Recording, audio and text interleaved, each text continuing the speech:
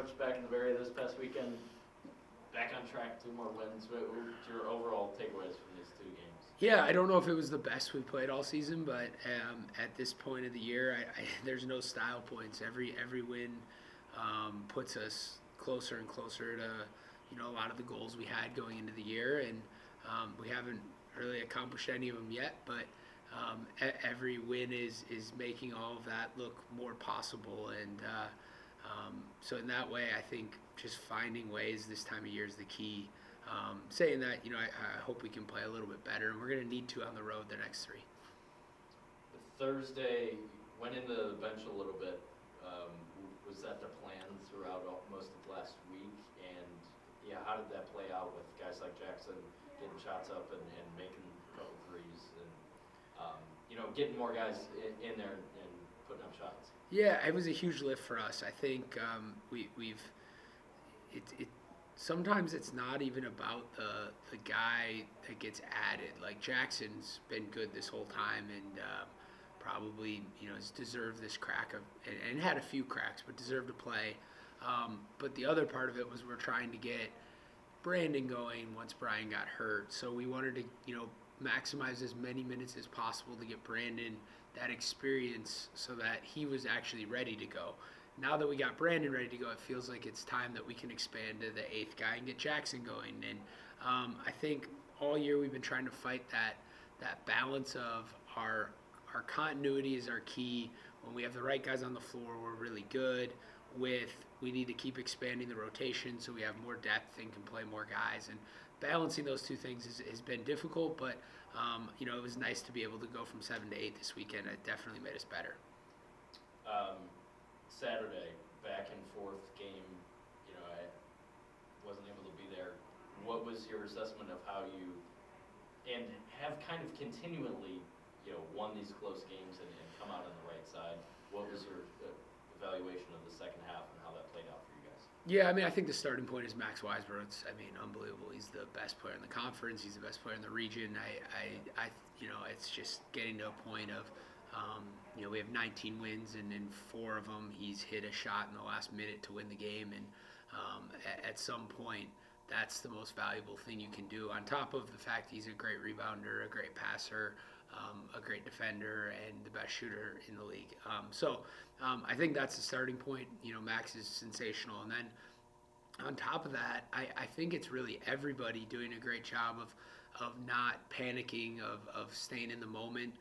If you look at that game on Saturday, we pressed them 2 straight possessions, got a jump ball that probably could have been a travel, and then got a travel.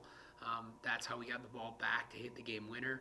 We haven't pressed all year, possibly 0 times all season. And so we just, out of the timeout, tried to press. Sam Schultz is on ball, and he's the one that goes over and gets a great trap both times. There's all these little things that we're doing a great job of, especially at the end of games.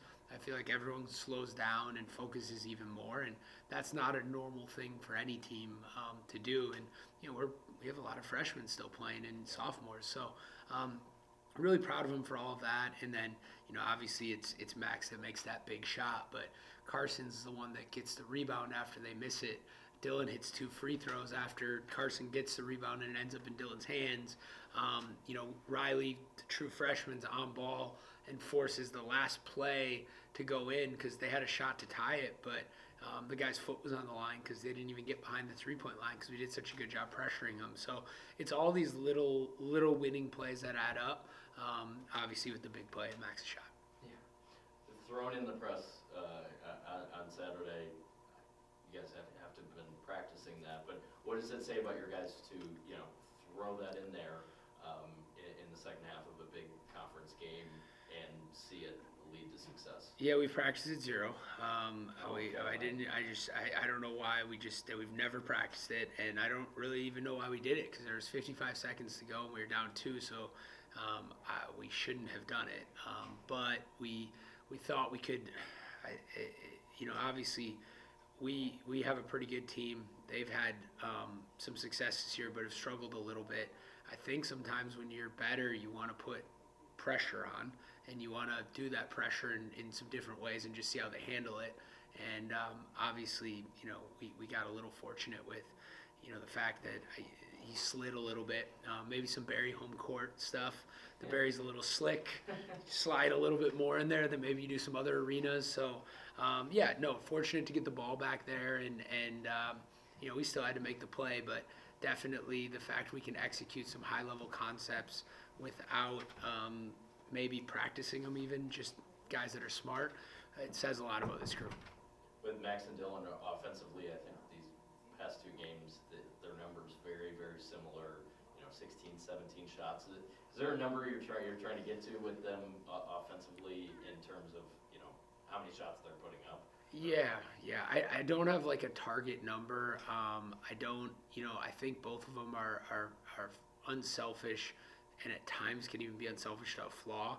I have started checking the box scores a lot more, because I think the worst thing that I can do as a coach and we can do as a team is letting Dylan go like 11 of 13, which he's had a few of those in the past. That to me is coaching malpractice. Like, we need to make sure those guys are getting enough shots on the games where they are going off. In this game, neither of them played particularly well on Saturday, especially the first half. But especially when neither of them are playing well, we just got to keep going to them anyway, because they're that good and you trust them that they'll get going. And so I don't think there's a specific number, other than I do think you just have to be aware of making sure you're getting them enough touches and getting them good looks. And the trap that everyone falls into with guys like that is they can get any shot up whenever they want, and they can make any shot.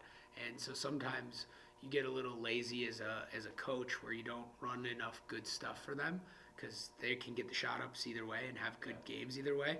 So we got to keep fighting that urge and make sure we're still running good action to get them the best possible shots that they're just going to make at an even higher clip. Tech on Saturday at their place, obviously here with a great crowd, you guys maybe, best performance of the year if you're just looking from 30,000 feet. But what's it going to take to go into their place now and have another one of those games, or at least, come out on top again? Yeah. I mean, I think, we have 5 in a row against them right now, and I think in some ways that's a little bit of a curse. You know that you've gotten the better end of the stick lately, and, we had a couple big wins even in there, and they're different at home. When they were an elite team in the league, they were unbeatable at home, and on the road you had a chance to get them. Now they're, struggled on the road this year, but at home they are very, very tough. And I think, no one has gone in there and had an easy time with them, other than I think Lake State once. So we know it's going to be a challenge, and we know it's going to be a battle. They're finally healthy. They're playing their best basketball. We just got to do what we do at a really high clip, and hopefully defend a little bit better. And I don't think it's going to be easy, and I think they're right in position to make another run again. Last thing, any injury updates, Brian, or otherwise? Yeah, we're close on Brian. I could see it this weekend. I could not. It's getting there, where I think he'll come back. And we have a few other guys that have some bumps and bruises, but hopefully nothing too crazy long term.